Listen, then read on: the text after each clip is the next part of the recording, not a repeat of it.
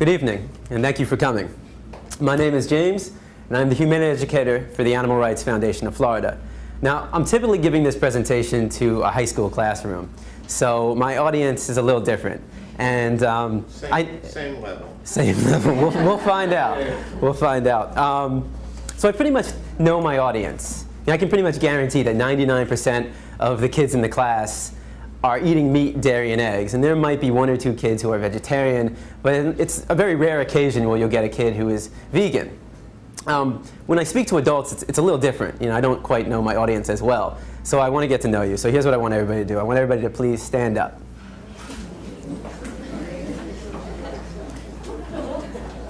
All right. Now, if you are vegan, meaning you choose not to eat any meat of the animal, no flesh of the animal, no cows, no chickens, no pigs, no turkey, and no fish, all right, surprise, surprise, a fish is not a vegetable, no dairy, no cow's milk, no cow cheese, no cow butter, no cow ice cream, and no eggs, please have a seat. So if you are vegan, please have a seat. Okay. Now for the rest of you, you'll have to remain standing for the rest of the presentation. All right, now everybody have a seat. There's another benefit of talking to high school kids, and that's they're not afraid to participate in the presentation. They'll say whatever is on their mind, whether I like it or not. But with adults, it's a little bit harder. It's like pulling teeth. Now, this presentation is designed to be interactive, meaning I want you to actually participate. I want you to engage. I mean, think about the presentation. It's like a Rorschach test. Right? I show you a picture, and you tell me what you see. All right. So the maturity level is the same as high school students. It's a mushroom, people. All right. How many of you have ever seen the movie The Matrix? All right, so maybe more than half of us. All right, for those who haven't seen the movie The Matrix, there's a scene in the very beginning of the film where the main character is presented with two pills, one blue and one red, and he has to make a choice. If he chooses the blue pill, he'll fall asleep, and when he wakes up, everything will be exactly the way it's always been. If he chooses the red pill, he'll finally learn the truth. And I'm here today to give you that red pill. But let me make this very clear to you. I'm not here to tell you what to do. I'm not here to tell you how to think, how to feel, and I'm certainly not here to tell you what to eat. I'm simply here to provide you with information.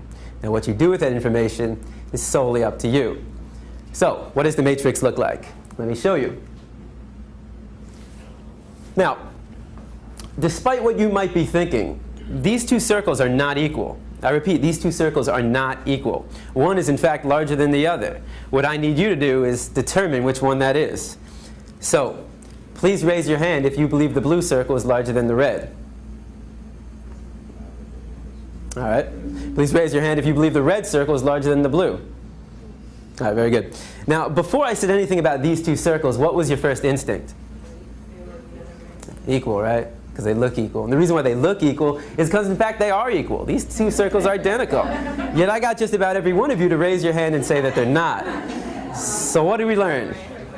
That you can be manipulated like that to believe in something that goes against your natural instinct.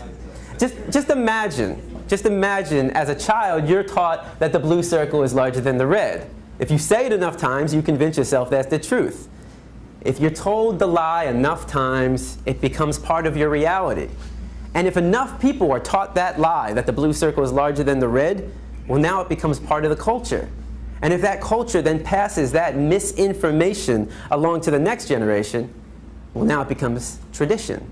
And what we have to remember is that just because we have a tradition doesn't mean it's morally acceptable.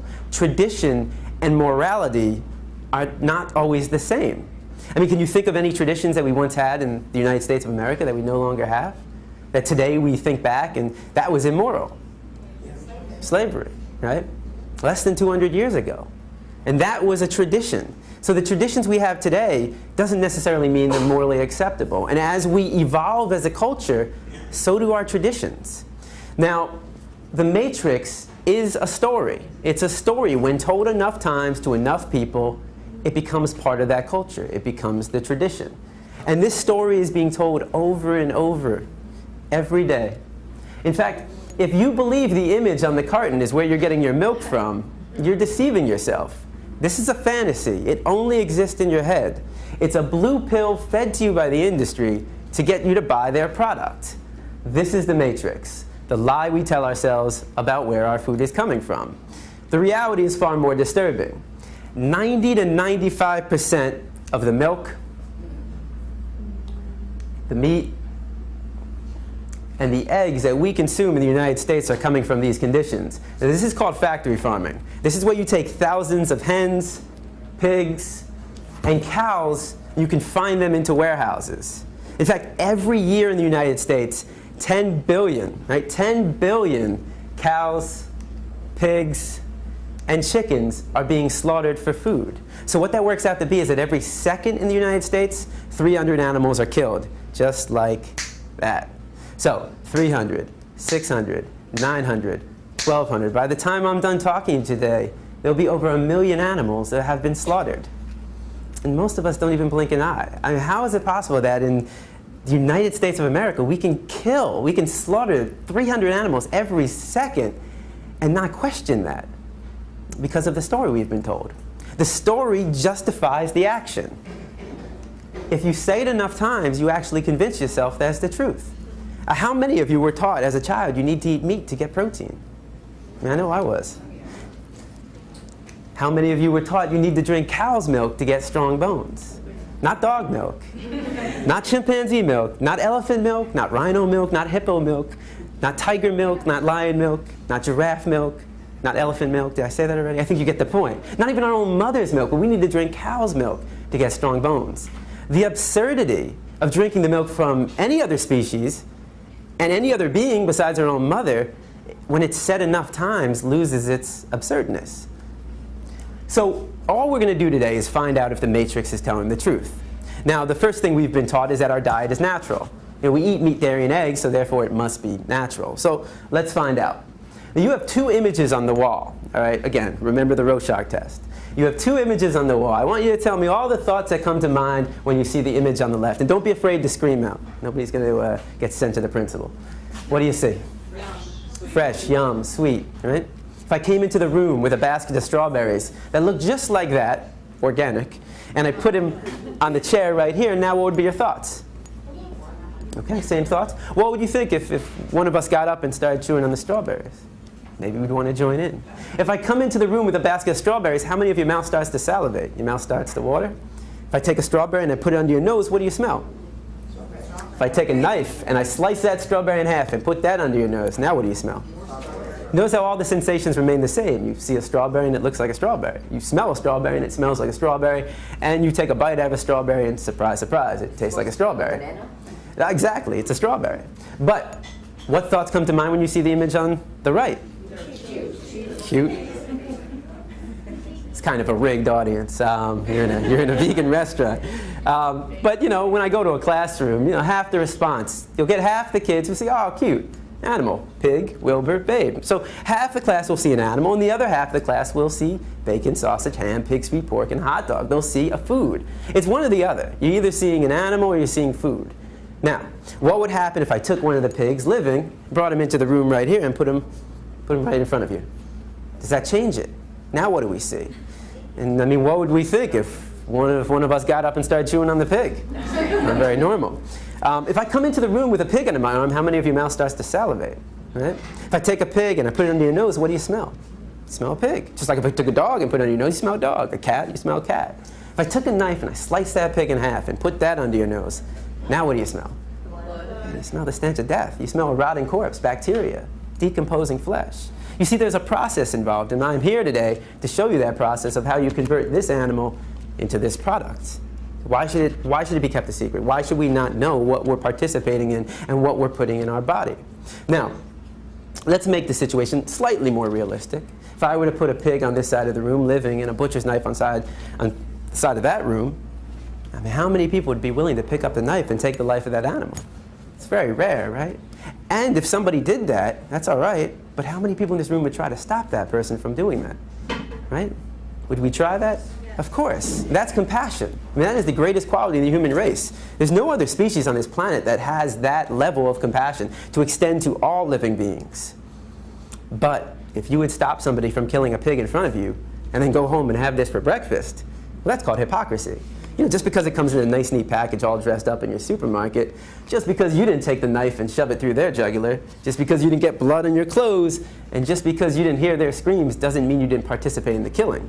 Every time we buy this product, we are supporting somebody else doing what we ourselves wouldn't want to do, what we ourselves wouldn't want to see, and what we ourselves wouldn't want to hear. Now, if you still see bacon, sausage, and ham when I bring a pig into the room, what happens when I change it to... Oh, one sec. I'm supposed to like not. There we go. All right. All right. It's the common response. Now, I've never heard anybody say yum. Nobody ever sees dog feet, hot dog. So why not? Why don't we see a food? Well, we've been accustomed to view this animal as our pet. I mean, how many of you have a dog or a cat, right? How many of you have a pig? Not so much. All right, so, but there are other cultures. There are other cultures. Again, the cultural story for us is, this is your pet. In another culture, certain parts of the world, they eat cats and dogs. That's their culture. That's their story they've been told. And how do we feel about that? A lot of people think it's disgusting, right? I imagine every one of you probably thinks it's disgusting to eat a dog. Why would it be disgusting to eat this animal and not disgusting to eat this animal? Why would it be wrong to eat this animal and right to eat this animal? And most importantly, why would it be wrong to kill this animal and right to kill this animal? Culture. It's culture. It's the story. It's the matrix that we've been told. One culture sees this as a pet. This is a food. Another culture might see this as a pet, and this is a food. Another culture might see them both as food. Certain parts of India, the cow is sacred. They would never think about eating a cow in certain parts of India. Is that wrong? Is that unnatural? That's just the story they've been told. But culture is just a story. That's all it is. It's just make-believe. What I'm concerned with is what is natural to the human species. Because every culture has a different story. But you take somebody from Asia, Africa, South America, North America, Europe, and we're all the same species. We're all human beings. So let's take a 3-year-old from any country in the world, and you put that 3-year-old in a room, and you line up 5 animals in front of that 3-year-old. A pig, a dog, a cow, a cat, and a chicken. Do you think the 3-year-old is going to know which one to eat and which one to pet? What's the 3-year-old most likely going to do, or try to do? Play with them all. It's going to try to play with them all. The 3-year-old has to be taught, no, no, no, no. Don't play with him. Eat him. Play with him, pet him. That's what we were taught. We didn't choose our diet. Our diet is a learned behavior. We were raised to perceive this animal as your pet and this animal as your food. But that's not the natural perception. The natural perception is that they're all of our companions. So our parents chose our diet based upon the cultural story. And if you have children, you base their diet on the cultural story being told, which is the same story. Now, let me give you another example. If you take a baby and you put a baby in a crib and you put on the right side a baby chick and on the left side an apple, which one do you think the baby's going to try to play with and which one do you think the baby's going to try to eat? Most likely, I put the inanimate object, in this case the apple, in his or her mouth. And if the baby, you know, most likely will be piqued by the interest of the thing moving, in this case the thing being actually a living being in the chick. Now, if the baby tries to eat the chick, what's the chick going to do? It's going to run away or peck at him. Now, if you walked into a room with a baby in a crib, playing with an apple and chewing on the head of a live chick, what would you think of that baby? It's like demon baby? You can allow that demon baby to play with your baby instead of a play date? Probably not. So if it's not all right for a baby to cause harm to an animal, even when they don't know any better, why does it become more acceptable as we get older, when we do know the difference between an apple and a baby chick? The question is, do we find it acceptable to cause harm to an animal? Well, let's find out. If you don't walk outside right now and you saw somebody taking a baseball bat to a dog's head, what would you do? You take action. At the very least, you'd call the police because you recognize that as a violation of this animal's right to be free from harm. We're all given that right at birth. Every animal on this planet, whether it's a mammal, whether it's an amphibian, whether it's a bird, a reptile, a fish, an insect, we're all earthlings, human beings as well. We are all earthlings. And what do all earthlings have in common? 2 things. We all want to live. We all desire to live. That is what is creates the equality in all of us. We all want to live. And the second thing is we all avoid pain. Those two things make us equal. From the largest land animal on earth, the elephant, to the smallest, the insect, the ant, and everything in between, from the dog, the pig, to the human being, we all desire to live, and we all avoid pain. Now, if you were to walk outside right now and you saw somebody taking a baseball bat to a pig's head, would your emotional response not be the exact same thing? Of course. Because the question for you is, what's the difference? What's the difference between the two? Right? Is there a difference? You might think one is cuter than the other, but that says more about you than anything about these two animals. You know, a lot of kids will say, well, the nose looks different. But I say, but they both got a nose to smell. Some kids will say, well, he's got hooves and he's got paws. I say they both got feet to walk and run. Some kids say, well, his ears are going up and his ears are flappy. They both got 2 ears to hear. They both got 2 eyes to see. They both got a heart to beat and a mind to think. And the reason why we would take action for both of them is because we recognize the equality between them and not the difference. Any difference is insignificant. The similarities, though, are striking. We know they're equal, yet every time we sit down for a meal, we create that separation. We create that inequality. It's just like we knew the 2 circles were equal, red and blue, but all it takes is somebody to tell you a story. Now, what we most importantly recognize is that all animals have feelings. But how do we know? I mean, how do we really know? How do we even know that humans have feelings? Well, I mean, of these feelings, what's most important to you? Happiness, right? How do you know if somebody's happy? If I said to you right now, this is the happiest moment in my life, would you believe me? Hopefully not, no offense. So, how are you going to tell if somebody's happy? They're smiling, they're laughing. I can take somebody in this room who doesn't speak your language, but you can tell how they're feeling by their expressions, the sounds. It doesn't have to do with a language, though. What about other animals? Well, they wag their tail, they bark, they jump up and down, they play with each other, they lick. So all these are signs of how they feel. What about pain, though? If I said to you right now, my right hand is killing me, would you believe me? I haven't given you any signs. It might, though. It might be killing me. There's only one person in this room who knows if it's actually killing me. That's me, of course. If I say, well, let's say I was to trip over my feet here, though, and nail my head against the side of this table, start bleeding profusely out of my head, and I'm screaming on the ground, would you believe I'm in pain? Of course, I'm showing the signs. Here's a test. You take your hand, you put it over a flame, what happens? Burns, right? What's your reaction? Pull back and scream. You take a dog's paw, put it over a flame. What's his reaction? Same thing. Pull back and scream. You take a pig's leg, put it over a flame. Same reaction. You take a dog, a pig, a cow, a chicken, a goat, a duck, a horse, a rat, a mouse, any animal that's living, put a body part of the flame, they all have the same reaction. You take a fish out of water, and what's their reaction? Start flopping around. Why? They can't breathe. You want to know what it feels like to be a fish out of water? Have your loved one put your head underwater and not let go. And it really wouldn't be your loved one, though, if they're doing that. That's what it feels like. Of course fish have feelings. They're not vegetables. If you take a vegetable, you take a plant, you take a strawberry, and you put it over a flame, and what happens? It melts. It doesn't have feet to run away. It doesn't have a mouth to scream, a nose to smell, eyes to see, ears to hear, a heart to beat, and a mind to think. And a lot of kids will like to give this one. Before you say, well, plants have feelings, they don't have a nervous system. They don't have a nervous system. Without a nervous system, they can't feel pain and happiness the way that animals and humans can. So the question is, when did we learn this? When did we learn that animals have feelings? Hopefully this isn't the first day that you learned this, right? When you were younger, right? And how did you learn it? Maybe you had a cat or dog. All you have to do is go outside and just experience any of the animals outside. And if they run from you, it means they're scared. If they come up to you, you probably have food or something and they want it.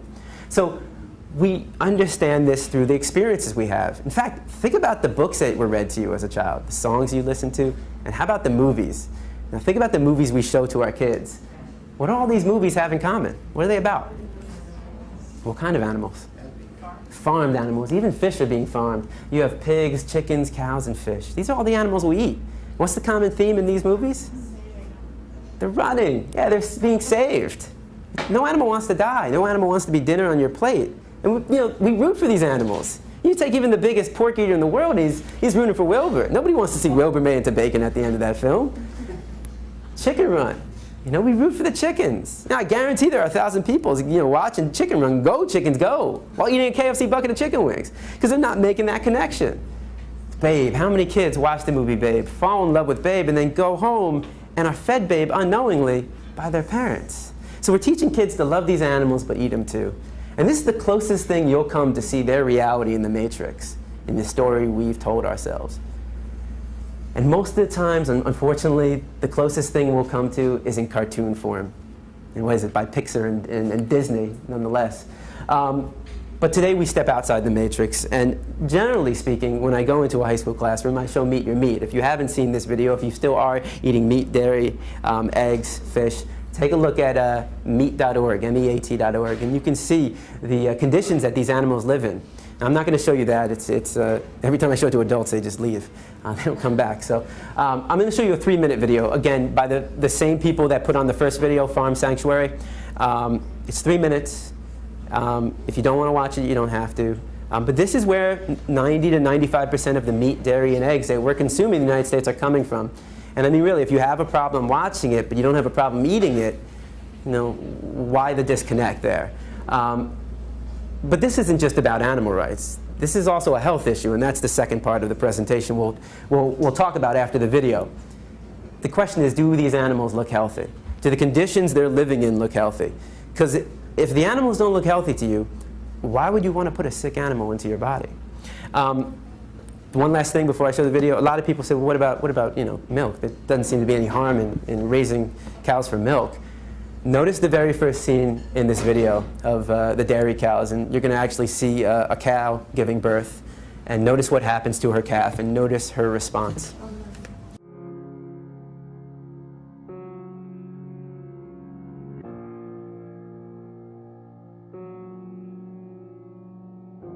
If I could talk to animals that are being confined and abused now in factory farms, I would say I'm sorry for what we're doing to you. I wish it wasn't this way, and I'm doing everything I know to stop it, and hopefully we will be able to stop it. There's not really a whole lot of good you can say. I mean, you just gotta hope that it can stop, and hope that people will recognize the harm we're causing and will choose a different way. Meat, milk, and eggs come from real animals. They don't just come from the grocery store. And these animals desire to live, and they want to be free of pain and suffering and fear. And on today's farms, these animals only know fear and pain at human hands. They never know human kindness. They never know mercy. And when people buy these products, they are unwittingly supporting that type of cruelty and that type of callousness. The workers, they have to lose part of their heart. They have to shut their eyes to certain aspects of what they're doing. Can you imagine what it would be like to cut the throats of animals for 8 hours a day? It's a bloody, violent job, and nobody should have to do it. I don't know what it means that, we can participate in such cruelty without paying attention to it, without caring about it, without wanting to do different. Citizens want to assume that animals will be treated humanely, that there are laws on the books to prevent cruelty, and people are usually surprised to learn there aren't.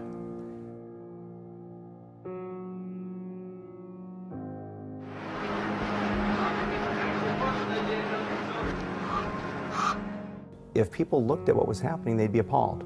Most people would not support the type of abuse that has become common on factory farms.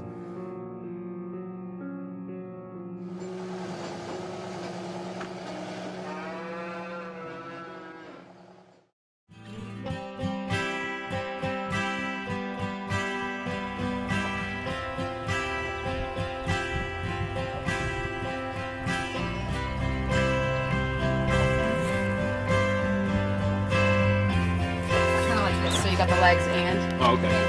Yeah. Hug. Hug your turkey. Hug it. Come on. Come on.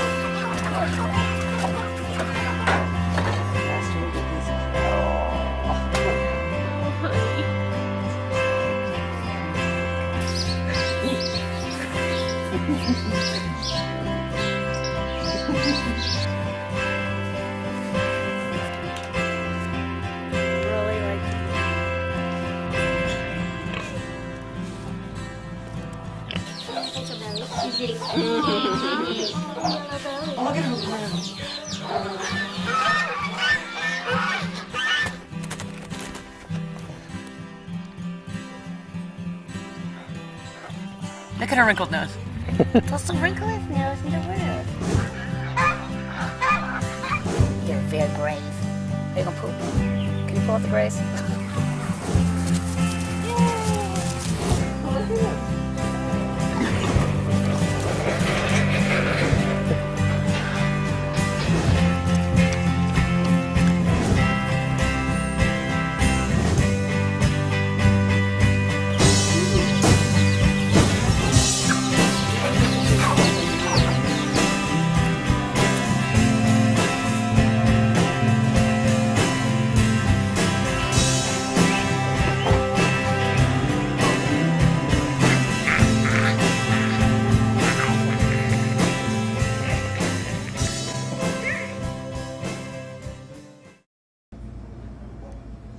All right, so you know, the common response is, why is this happening?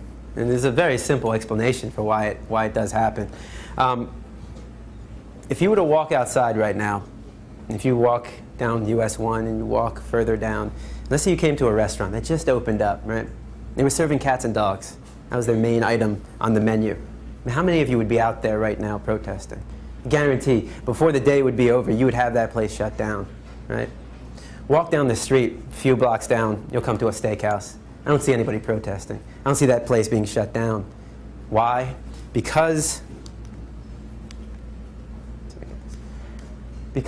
we've been taught to perceive this animal to be different from this animal. And veganism is simply changing your perception. That's it. That's all it is. You just change your perception. We don't have to participate in this. This is not necessary. A lot of people will say to me, well, what about, if we just created better conditions? What I'm saying to you is it's not necessary to kill an animal. You don't have to kill animals. We don't have to drink their milk. We don't have to eat their eggs. It's just not necessary. I mean, people talk about humane slaughter. How do you slaughter something humanely? I mean, is that like where you rub their belly, give them some milk and cookies, and you chop their head off? If I did that to one of you, would everybody be like, well, at least you died humanely? You can't do anything violent humanely. I mean, if I were to, could I humanely rob you? Humanely rape you? What does humane theft look like? Is that where I come up to you and I say, hey, I need you to do me a favor. I need you to come up here and take your wallet, put it on the table right here. Take all the credit cards, cash, everything, put it on the table right there. Pretty please, with a cherry on top. Would that be humane theft? I mean, would everybody be like, hey, if I'm going to get robbed, I want him to do it? He's pretty nice about it. Of course not. Nobody wants to be robbed. Nobody wants to be killed. Nobody wants to be raped. It's not necessary. Think about it this way. How many of you do not own a fur coat? Raise your hand if you don't own a fur coat. Yeah, that's what I thought. Why? Why don't you own a fur coat? Because it's cruel and unnecessary. Because it's cruel and unnecessary. What about if I said to you, you know what? We're going to take some minks, all right? We're going to raise them for, fur coat. We're going to raise them, but we're going to, give them a lot of room. We're going to cage free range, organic food. They're going to live like kings and queens until we kill them, of course. After a few weeks, a few months, they won't live to their natural age. But we're going to create humane fur. Would that be acceptable? Would you go out and buy a fur coat? No. Because it's not necessary. A fur coat is not necessary, especially here in Florida, but it's not necessary anywhere. You don't need a fur coat to survive. You don't need to eat animals to survive. It's not necessary. It's just sugarcoating something, humane slaughter. So let's take a look at what we are participating in. This is a battery cage, all right?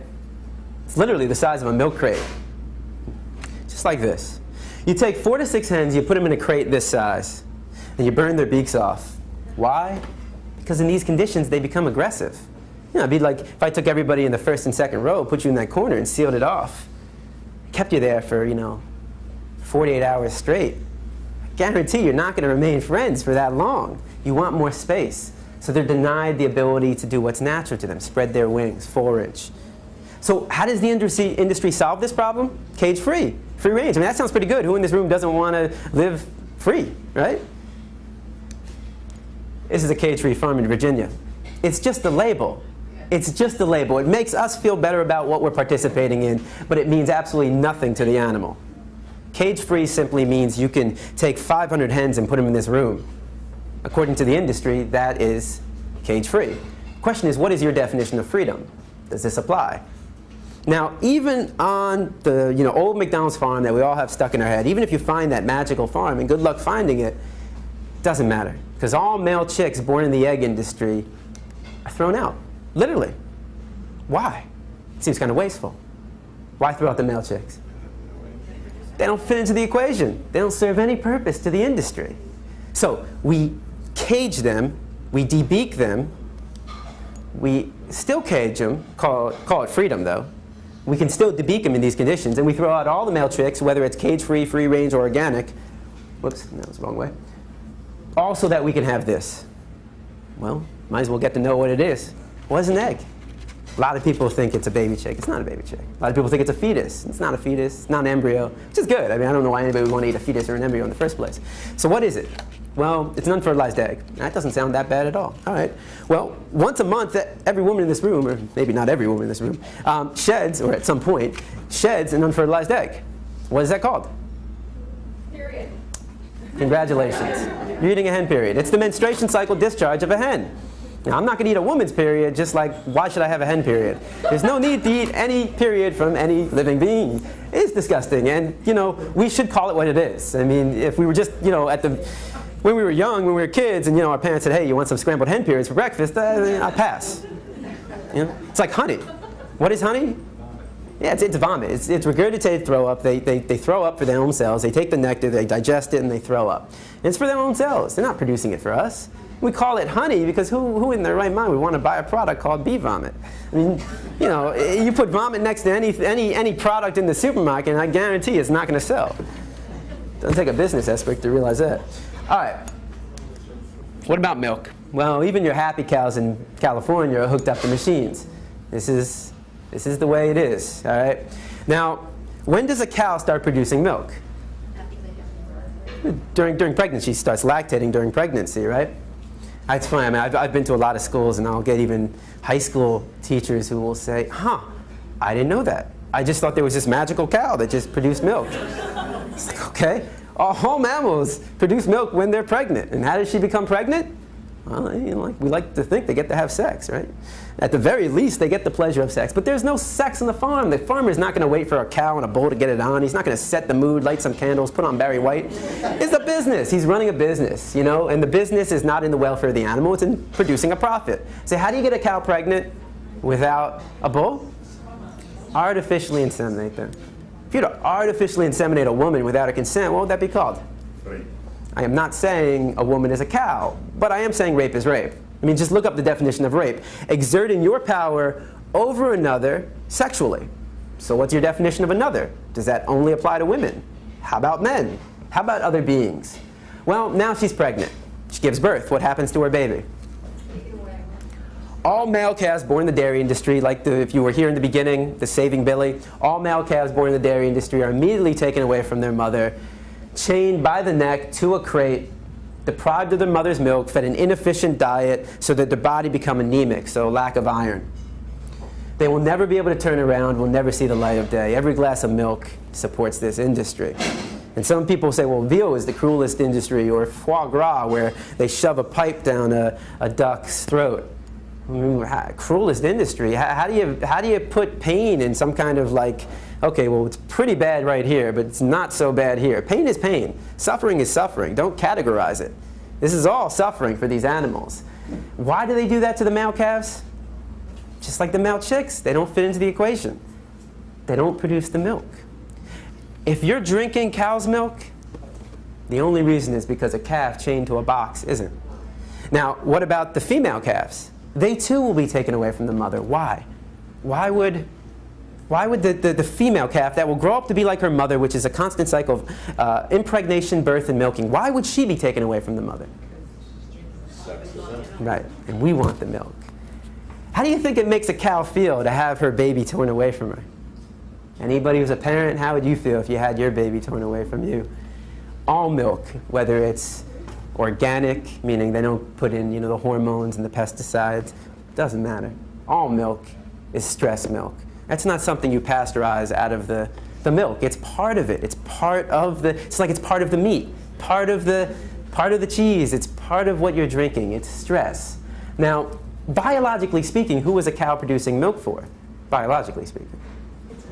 The baby, not for us. Just like, when your mom was pregnant with you, who was she producing milk for? was for you. It wasn't your daddy, it wasn't the neighbor, it wasn't the dog or the cat, it was for you. All mammals produce milk for their young. Where do all these animals get their milk from? And when do they stop consuming milk? We're the only species on this planet to take the milk from another animal, and we're the only species on this planet to continue drinking milk after infancy. And if you really don't think it's that weird, because people say, well, you don't eat cheese. Cheese is just spoiled milk. You don't eat cheese. You don't drink cow's milk. That's extreme. That's crazy. Is it really that extreme to not take the milk from another animal? I mean, and if you don't think it's that extreme, if I brought a pregnant woman into the room right now, how many of you would want to drink her milk? You're not a baby. It is extreme. Now, if cow's milk is meant for a calf, if cow's milk is biologically meant for a calf, why would it be necessary for humans to drink? It's not. Cow's milk is no more necessary than drinking dog milk, chimp milk, pig milk, or elephant milk. The only milk you need was from your mother when you were a baby. You're not a baby anymore. You're not a cow. You're not a calf. Well, what about if I said to you, you know, you're walking in Publix, Whole Foods, Winn-Dixie, maybe Winn-Dixie more likely, and you come across not cow milk, but chimpanzee milk. That's why I said Winn-Dixie. No offense to shop at Winn-Dixie. I can't picture, well, I don't know, maybe Whole Foods. But, all right, so chimpanzee milk, right? How many of you would buy it? Probably not, right? That's disgusting. Why would it be disgusting to take the milk from one animal, but not disgusting to take the milk from another animal? In fact, if you're drinking cow's milk and you find chimpanzee milk, I'd say make the switch. It makes more sense. Why would it make more sense to take the milk of a chimpanzee? Hey, look, if you're going to take the milk from any animal, wouldn't you want to take the milk from an animal that shares 98% of our DNA, 99%? I mean, doesn't that seem to be the logical conclusion? I choose you. That would seem the logical conclusion. What about your dog? If your dog was pregnant right now and I said, I'll pasteurize your dog's milk, would you want to drink it? That's disgusting and that's absurd. It is disgusting and absurd. No more disgusting and absurd than drinking cow's milk, though. In fact, if you have a dog, it actually makes more sense to drink dog milk than cow milk. Why is that? Well, how many of you have a large dog? Okay. How much does your dog weigh? 110. 110. Wow, what kind of dog? What kind of dog? American Bulldog. There we go. All right, 110 pounds. That's pretty close to the human weight, right? 110 pounds?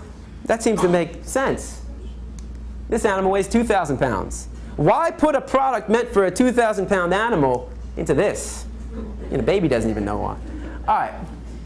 A baby on average weighs 7 pounds at birth. I really don't know where I'm supposed to be pointing this. It's like a magical wand. There we go. A calf weighs 90 pounds at birth. At birth, 90 pounds. Baby, 7 pounds. Calf, 90 pounds. The calf will grow to 500 pounds in under a year, in 9 months. 410 pounds in under a year.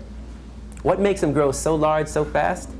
The milk. But of course they're not getting the milk, and if it's not organic, what are they getting? Hormones. They're getting steroids. Again, that's not something you pasteurize out of the milk. And how do you keep animals healthy in these conditions? You pump them up with antibiotics. 70% of the antibiotics produced in the United States are fed to farm animals. That's not good. Right? That is not good. You know, you wonder why so many people are dying in the hospitals. They get some infection and they take these antibiotics and they don't work anymore.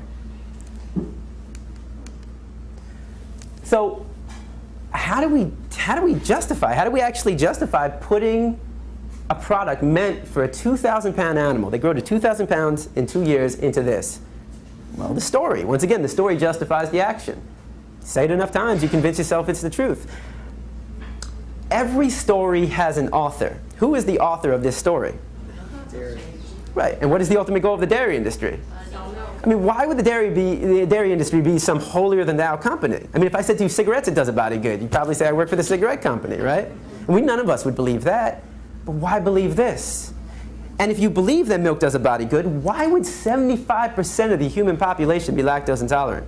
Do you know what that means? That means 3 out of every 4 people on this planet, when they drink milk, they suffer from one of these symptoms. Diarrhea, stomachache, gasiness, bloated, ear infection, excess mucus. And that's normal. If you suffer from any of these symptoms, stop drinking cow's milk. Your body's trying to talk to you. Your body's saying, look, I can't do it anymore. Stop.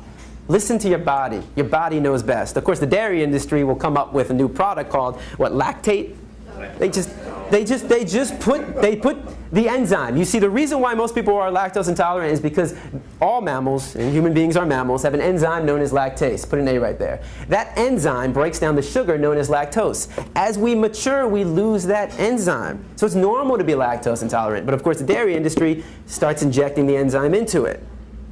That's not normal. That's not natural. And again, you're going against what your body is telling you. You know, the dairy industry says, listen to us. We know better than your body. They don't. Your body knows best. You are your best doctor.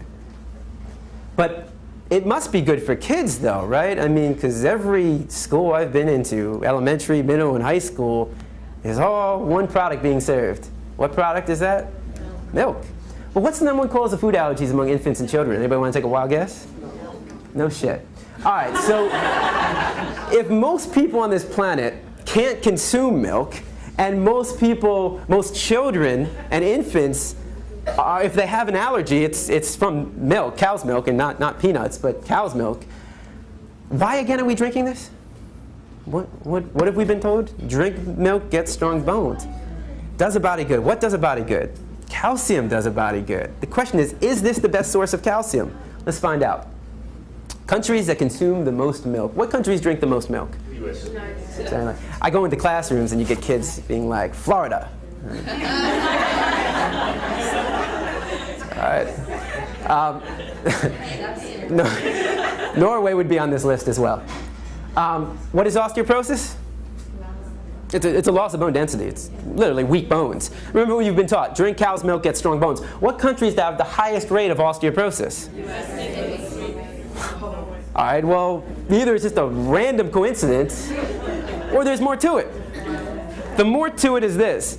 Any product that comes from an animal has animal protein. That makes sense. Animal product, animal protein.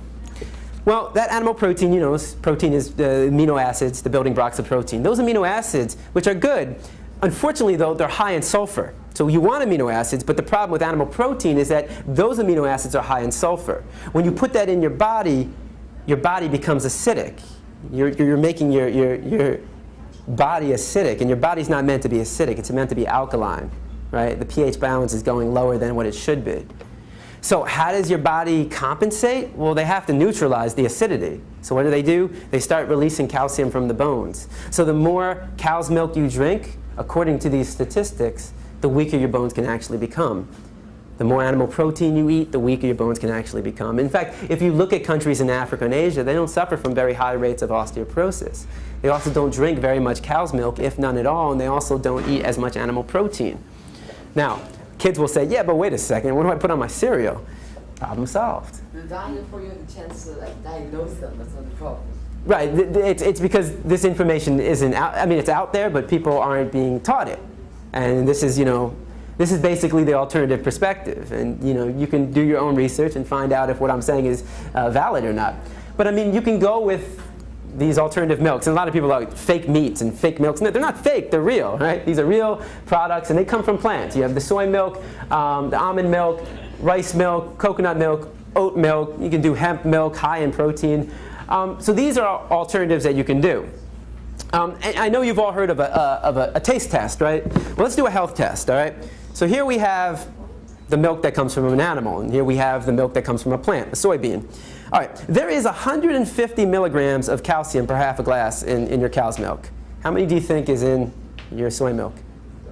It's the same. It's 150. It's the exact same in a half glass. All right, so what's the difference? Well, this comes from an animal, and once again, animal protein can leach calcium out of the bones, and all animal products, meat, dairy, eggs, fish, is high in cholesterol. It has cholesterol, and your body naturally makes cholesterol. You don't need to put any more cholesterol in your body. So this has cholesterol. This doesn't. All plant products don't have any cholesterol. And all plant products, everything you see up here, everything you see over there on the table, fruits, vegetables, rice, beans, has fiber. Has fiber. So plants have fiber, no cholesterol. Animal products, no fiber, and high in cholesterol. So again, let's do a health test. High in cholesterol, no fiber. High in fiber, no cholesterol. Which one do you think is the safer choice? I rest my case. All right. But you don't have to do this. I mean, human beings don't really need to drink anything besides water. I mean, that's really all we need to be drinking. And you can have your orange juice and your apple juice, but we just need water. Now, again, this is for the cereal. But you can get all your calcium from plants. I mean, just think about it. What is the largest and strongest land animal on Earth? An elephant. Weighs 10,000 pounds. You know what his diet consists of? That's it. I don't know if he's eating spinach, but it's his plants. It's plants. You're going to tell an elephant that his bones look a little weak? He needs to be drinking the milk of a cow? You get all your calcium from this. Now, a lot of people say to me, man, but you know what? I get it, but man, I love my cheese. I can't give up cheese. Look, I tell people this. If you're going to give up any product, give up dairy. Dairy is the worst. I mean, the greatest trick ever pulled was convincing people they need to drink milk. Dairy is the worst in terms of the cruelty inflicted upon the animals. They suffer for a longer period of time, and it's just completely unnatural and unhealthy. It is unhealthy. And there's a reason why people love their cheese and their milk. It's meant to be addictive. I mean, just think about it. It might be hard. I can't remember. But, when we were younger, most likely we were nursing from our mother, right? From her milk. It has to be addictive. The child has to want to have more. Why? Because this is the greatest growth spurt in their life. This is the greatest growth spurt that you ever had when you were a baby drinking your mother's milk. Same for all other animals. And as we get older, our parents, including the animal parents, wean their children off of it. So you're supposed to desire it. You're supposed to want it, and then you get weaned off of it. They're selling a product. It's addictive. It's addictive. It has a chemical called casomorphine. When you digest it, that chemical is released. Casomorphine. Morphine. It makes you giddy. It makes you want more. It makes your brain think, eat more, eat more. And your body is saying, I can't digest it properly. So you are addicted. And the first step to recovery is to acknowledge it. 68% of all diseases in the United States are diet-related. This is a government statistic. And what that means is that, especially when I talk to a high school class where my audience is, 99% eating meat, dairy, and eggs, if you don't change your food choices, you might become part of the statistic. I mean, it's what, 3 out of every 5 people. This is a government statistic. In fact, what are the leading causes of death in the United States? What are the top 3? Cancer, heart disease, strokes. Diabetes is number 6.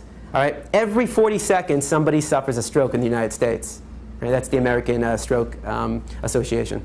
The American Heart Association says that every 24 seconds, somebody suffers a heart attack in the United States. And the Institute for Cancer Research says that every day, 3,400 people in the United States are diagnosed with cancer. Okay? 3,400 people every day, new people. How many people in this room know somebody or knew somebody who has or had cancer? Raise your hand. Take a look around you. Isn't it we find this a little disturbing? I mean, we might be living longer, but we're living longer with diseases that haven't been around, that they're more rampant than they ever have been. In fact, I've been reading that they say that the children today, the young generation today, will die at a younger age than their parents. Meaning that, if your parents live into 75, they might die at 70. And we're just going down. How is that possible? In fact, is the 68% coming from the image on the right or the left? Right. I mean, you ever heard of somebody suffering a heart attack because they had too many fruits and vegetables? It's unheard of. A key to a healthy diet is a variety of foods and a variety of colors. How much variety do you really see? In fact, why is this causing most of the death and disease? Because despite what we've been told, despite what we've been taught, we look nothing like omnivores, biologically speaking. We don't look anything like carnivores. We look identical, biologically speaking, to our brother from another mother. We look like gorillas. We look like the great apes. We look like the horses, the cows, the giraffes, the elephants, the zebras. How so? Our teeth. Not my teeth, but canines. I love when people say, what about our canines? Really? You really think they're very sharp? I mean, if we had like sharp canines like our cats and dogs, I mean, if you really think you have canine teeth that are sharp, take a look at your cat or dog. I mean, would we be using knives and forks if we had these, right? We have more teeth. Why? We chew our food. Tonight when you're feeding your cat or dog, notice what they do. Limited chewing, mostly swallowing. Our jaw goes like this. We grind our food. Their jaw opens up wide. In fact, if you want to know what humane slaughter looks like, here it is. Look at the animal kingdom. The fastest land animal is the cheetah. It goes 70 miles per hour. Now, a tiger can go about, I think it's about 35, 40 miles per hour. It's pretty quick. Then you have the deer, the antelope, the gazelle, not as fast, right? So you have carnivores, tiger, cheetah, jaguar, and then you have the deer, antelope, and the gazelle. So herbivores, carnivores. Now, the carnivores are quicker, but what's the difference here? We got, on the right side, all right, I guess it would be your left side, the carnivores are all the track and field stars. Quick sprint, out of breath. They don't have very much endurance. On the left side, or again, the right side for you, this would be the herbivores, which don't have as much speed, but have more endurance. They are the cross-country runners. So what we like to assume, or maybe not we don't like to assume, but logic would say, okay, that the faster animal would always get his prey. But that's not the case. That's not the case, because you have track and field versus cross-country. So that means that the tiger is only successful in the hunt 20% of the time. That means 8 out of every 10 deer will escape the slaughter. So what kind of deer will the tiger be able to capture? The sick, the weak, the injured, the lost, the old, the young. This animal weeds out the weak. We're not doing anything like that. In fact, if we were meant to be on top of the food chain, don't you think we would have some claws to rip through flesh? I mean, if I brought a pig into the room and asked you to kill the pig with your claws, pig would probably enjoy it more than anything else. And this is perhaps most important, your intestines, and Simba will be my representative. Small intestines, large intestines, also known as the colon, small and large. Now your intestines combined, large and small, make up 10 times your body size, your body being your mouth to your anus, which is about 3 feet. Now multiply that by 10, and you have 30 feet of intestines in your stomach. And it's, you know, from this wall through that door. 30 feet of intestines in your stomach. Carnivores, omnivores, it's about 3 to 6 times their body length. So let's say that Simba, it would be about, you know, anywhere from 15 to 20 feet. 30 feet, 15 feet. Whose food gets traveled out quicker? Simba's, which is good, because you can call it bacon as much as you want, but once it's in your body, it's no longer bacon. It's decomposing flesh. It's bacteria. And it builds up, and they have, by the way, 10 times the amount of hydrochloric acid to break it down. So we don't even have the pH balance and the enzymes to break it down properly. So what happens? It leads to clogged arteries, which leads to heart disease, heart attacks, strokes, diabetes, high blood pressure, high cholesterol, and obesity. You ever heard of a tiger suffering from high blood pressure, high cholesterol, strokes, obesity? You know why these animals don't suffer from these diseases? Because they eat what's natural to their anatomy. When it comes to diet, we are the dumbest species on this planet. What do these two things have in common? Mercury. Mercury. In fact, there's a warning label. There's a warning label on fish. I don't know if you've ever seen it. You know what it says? Certain people should consume it, men or women. Pregnant women. All right. Hopefully it's not a pregnant man. All right. Pregnant nursing women, women who may become pregnant, young children should not eat the following fish, including tuna, because nearly all fish and seafood contain some amount of mercury, chemicals known to cause cancer, birth defects, and reproductive harm. What else does the government tell women not to consume when they're pregnant? Alcohol, cigarettes, and drugs. So basically, government's saying, hey, look, if you're thinking about becoming pregnant, lay off the drugs for a little bit and stop eating fish. If it can do that much harm to a woman, why would anybody want to consume it? And I mean, do I really need to, you know, say, at this point, do any one of us want to touch any food that comes from the sea? All you got to do is turn on the news, open up a newspaper, and what do you see? Oil spill. Why? Why would you want to put this? I mean, here's how it works. You take a small fish in the Gulf right now, right? Very, very small fish. That small fish is inevitably going to swallow some oil. It's going to swim further out, maybe miles away from the spill, and will get eaten by a larger fish. And then that larger fish is now contaminated and will swim out even further. And that larger fish will then get eaten by even larger fish. Now that even larger fish is contaminated with oil. And then we catch that even larger fish, and then we eat it. Cooking the animal is not going to get rid of the oil. It becomes part of the meat. So why do we consume it, though? Why do we consume, you know, this flesh of an animal? What have we been told? You need to eat meat to get protein. Protein, right? But how many grams of protein are we supposed to get? Does anybody know? 5 to 1 kilogram of body weight. Okay, in terms of grams per day? It'd be about, World Health Organization says 40 to 50, about that. 40 would be for the average female adult, 50 would be for the average male adult. But it's funny how we don't tell that to kids. I mean, I only learned this recently myself too. I mean, you know, going through my whole life and never really bothering to find out, and nobody ever bothered to tell me. It's like, you know, saying, here, have the keys to my car, go, you know, pick up some stuff from me, go get my groceries. But I didn't teach you how to drive the car. teaching kids, you gotta eat it, but not teaching them how or how much. Now, again, let me show you how easy it is to get protein, all right, especially here in the United States. All right, your standard American diet for breakfast, you got your bacon, you got your cow's milk, and you got your hen periods. All right, how many slices of bacon would you want? Now, I know you might not eat bacon now, but how many slices do you remember as a kid, maybe? Maybe 2? Okay, each slice has 5 grams, 2 times 5. All right, how many eggs would you want? 2, each egg has 6 grams. So what do we got, 12 plus 10? 22, how many glasses of milk? 1 glass, each glass is 8 grams. So you are at what? 30. You're not even done with breakfast. That's not including the toast with cow butter you might put on it. So you're not even done with breakfast, and you're almost at the limit. The average American does not need to worry about getting enough protein. They need to worry about getting too much protein. That's why the United States has the highest rates of obesity in the entire world, all right? I mean, people all the time say, James, wait, you don't eat meat. Where do you get your protein from? Like all of a sudden, like, holy shit, like it's all of a sudden dawned on me, like, I have been without protein for the last 8 years. Let's go to McDonald's and get a Big Mac. Like I'm about to fall down or something or pass out. Have you ever heard of somebody in the United States suffering from a lack of protein and going to the hospital? It's unheard of. You know, it's funny, even dealing with kids, you know, I have a kid say, you know, I tried to go vegan for a day and I got really sick. It's like, what? It's like, you know, like people say, oh, I know somebody who was vegan who was sick. Really? I know tons of meat eaters who are sick. I mean, like, yeah, you can be an unhealthy vegan. What I'm telling you is it doesn't matter if you're eating meat, dairy, eggs, fish, or you're eating a plant-based diet. You should know what you're putting in your body. You should know how many grams of protein you're getting. You know the amount of iron, calcium that you're getting. And by the way, people say omega-3 from fish. You can get that from, you know, the seeds, the nuts. You can get that from other things. Flax seeds is a very good example. Think about this.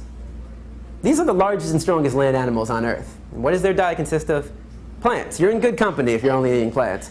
And what's so ironic about this is that the largest and strongest land animals, not only do they not just eat a plant-based diet, they also live the longest. I mean, this animal can live to 70 years. They can live to about 50 to 60 years. The gorilla about 50 years in the wild. And their diet consists of nothing but plants. I mean, you're going to tell any of them they're missing out in protein? I mean, this animal has 10 times the upper body strength of the average male adult. And where is he getting all his protein from? From this. His diet consists of roots, shoots, bamboo, and banana. He's getting all his calcium, all his iron, all his vitamins, all his minerals, the amino acids from this. You get everything. Everything. Here's the new food pyramid, all right? There's 2 things. Your body is like a machine, okay? Think of your body as a machine. You have to put the proper fuels in it to get it to work properly. If you don't put the proper fuels, it ain't gonna work. And if you put fuels that aren't as good quality as others, that will lead to heart disease, cancers, strokes, diabetes, obesity, high blood pressure, high cholesterol. It's like if you take a Porsche and you fill it up with diesel, what happens? You just screwed your car up, right? And I guarantee, what are people going to say to you when you say, hey man, I put diesel in my car today? You know what they're going to say to you? I guarantee they say, what the fuck is wrong with you? No offense. When somebody puts a hamburger in their mouth, nobody's saying, what the fuck is wrong with you? Stop. Stop. All right? You get everything. All right? I know I said think of your body as a machine. Now think of your body as a house. I love analogies. Think of your body as a house, right? To build a house, you got to start with a foundation. You can't start with the roof. Here's the foundation. This is the foundation. This is where all of it starts. The fruits and vegetables. Keto, healthy diet, variety of foods, a variety of colors. You get everything from this, right? And then you build your walls with the legumes, the beans, and you got the whole grains, the wheat, the pasta, the spaghetti, the rice, the breads, and on top, your roof. You got your nuts and seeds. You can get everything from this, everything. All your vitamins, A, B, C, vitamin D from the sun. You get all your calcium, all your iron, your omega-3, all your protein, the amino acids. Everything from this, everything. Now I know I'm a skinny white dude with glasses telling you get enough protein, but these guys aren't skinny. Only one of them's white. So as you can see, these guys, their diet consists of no meat, no dairy, no eggs, no fish. There might be some variations. Tony Gonzalez, he might be eating fish. Don't hold me to it. But I know Prince Fielder, who is your 2009 home run derby king, No meat, no dairy, no eggs, no fish. Mac Danzig, who fights in The Ultimate Fighter, he's season 1 champion, UFC fighter. No meat, no dairy, no eggs, no fish. So you can still excel at your sports. You can still gain muscle mass on a plant-based diet. Again, just remember the gorilla. So what do they eat? Instead of dairy, everything a meat eater, a dairy eater, an egg eater eats, I eat as well. It just comes in plant form. No cruelty involved, no no cholesterol, high in fiber. And these are all the processed food. This is the transition food. This is where you go when you go from eating meat, and you're making that switch. Instead of poultry, instead of beef, garden burger, veggie burger. Right here, what you see up here, this is one of the best items on the market. And again, not like the healthiest food in the world, but certainly better than your meat. This is called the riblets. I want you to try it. If you haven't tried this, go to Publix, Whole Foods. You can get all this food at Publix and Whole Foods. And it's really amazing. If you try it out on your family, you don't tell them it's meat. I'd love to see the response they give. It really is good stuff. And remember, all meat, dairy, and egg products go through a process. All right, it doesn't just magically form. In this case, the process involves killing, cooking, pasteurization, refrigeration, freezing, and we cannot forget the all-important seasoning. I mean, I remember going to McDonald's as a child, and I didn't just get a slab of meat. That slab of meat had herbs and spices put into it, was put on a grill, cooked, and then it came to me with a bun, lettuce, tomatoes, ketchup, mustard, and onions, and a pickle. What are all those things made out of? Plants. We put condiments, spices, and herbs on the meat to make it taste better. In fact, what would meat be without plants? Just be a dead animal. Be a carcass on your plate. It would be no different from roadkill. So the word of the day is vegan. And a vegan is somebody who chooses not to eat any meat, dairy, eggs, or fish. And again, how is this extreme? How is it extreme not to be drinking the milk of any other species? How is it extreme not to be eating hen periods? How is it extreme to not be participating in a system that unnecessarily kills animals? A lot of kids say, man, even after all this, they're still like, what do I eat as a vegan? Now, all these products are vegan. There's no meat, no dairy, no eggs, but this is all crap. This is unhealthy. This is the junk food vegan. And kids get all excited. All right, I'm going vegan. I eat just nothing but... It's like, God only knows what to tell the parents. If your diet consists of nothing but Oreos, Skittles, Airheads, Fritos, Sour Patch Kids, and Big League Chew, you're gonna die. This is unhealthy. I don't know if kids hear that, but all right, I'm gonna live. On a healthier note, you have your scrambled eggs, I have my scrambled tofu. Pancakes, you don't have to use cow milk, use soy milk, oat milk, rice milk, almond milk, coconut milk, hemp milk, fruits and vegetables. Spaghetti, pasta, refried beans. You even have vegan sour cream, guacamole, comes from the avocado. Soy cheese, rice cheese. They even have this magical cheese I'll get to in a sec. Veggie burger, veggie dog. Cupcakes, they have egg replacers. I think I'm gonna have them up here. So you can replace the eggs with bananas, applesauce even. You can use soy milk, oat milk, more flour, water. Coconut milk ice cream, one of the best ice creams in the world. Again, not healthy, but healthier than cow milk ice cream. I've always said to people, hey man, if you can put a man or a woman on the moon, how hard is it to make a cheese that doesn't come from a cow or a goat? Like how hard is it to make a vegan cheese? Well, they heard me. This is called Daya cheese actually, and its great thing is no soy, no rice. It's actually made out of tapioca and arrowroot flour. I know that's not making your mouth water, but man, it is good. Here's another example of where you can get your protein from. This is a vegan sausage. It's about that big. It's the size of this remote, and there's 4 in a package. Each one of these has 29 grams of protein. And again, the healthiest food you can eat is the whole foods. I don't mean the supermarket. I mean the fruits, the vegetables, the rice, the beans. Stuff that's fresh. It's not processed. The last thing I do want to show you is another video. This is a happier video, and this is the whole idea of change in perception. I know I'm keeping you here, Jesus, longer than you probably wanted, but this is a really beautiful story, and I hope you enjoy it.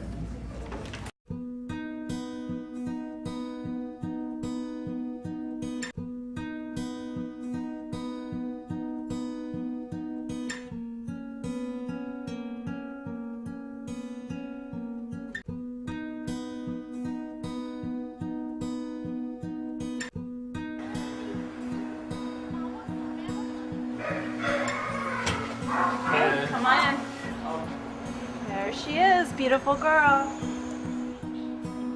She was tagged for slaughter, and that would have been her fate, but she wanted to live, and so she literally ran for her life, and now she'll live out her life at sanctuary. It's interesting how the public responds when one individual animal, makes a run for her life. They end up making headlines on national news. People's hearts go out to this one individual animal. The cruelty that happens to farm animals is largely hidden, behind factory farm walls, and people aren't aware of it. When you look in her eyes, everyone wants the best for her once they get to know her. And when people are able to identify with an individual and look her in the eye and see that she's a living, feeling being who has a will to live, then people care. I've been working here with Animal Care and Control for almost 9 years. This morning was really astonishing to me. All of a sudden, it dawned on me, this sweet, innocent cow running away from being slaughtered. And I never even thought about it before, that something is actually being slaughtered and it's my ground beef and it's my dog on steak and stuff like that, and we've been eating this for years. I never pictured that face on that, and it hurt. I can't do that. I can't. So now we're gonna work on not eating me and my entire family. Because I'm realizing that this is a life that was saved today. And with my family, we'll be saving a couple more. Thank you. She looks like she's about a year old. Absolutely beautiful Hereford.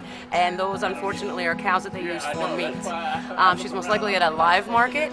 And because they have a very strong will to live, like any living creature, she had a will to live, and she did it. Hello. And where she's going now, she's going to have like cows of her own breed even. She's going to be so happy. When the trailer arrives, yes, the cows in the herd will moo. Yeah, they will move in a big line. Everybody lines up. They will start mooing to her, to comfort her and to tell her that they're there. And she will moo back. Any animal, any creature has a strong will to live. She's an ambassador for all animals who are still suffering in slaughterhouses and on farms and who don't have such a lucky outcome. People love a happy ending, and it's happy.